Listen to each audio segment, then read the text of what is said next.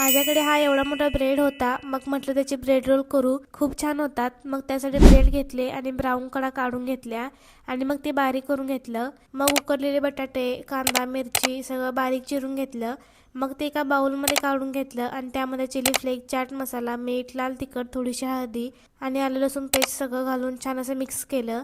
मग ब्रेडचे ब्राऊन कडा होतं ते मिक्सरमध्ये बारीक करून घेतलं.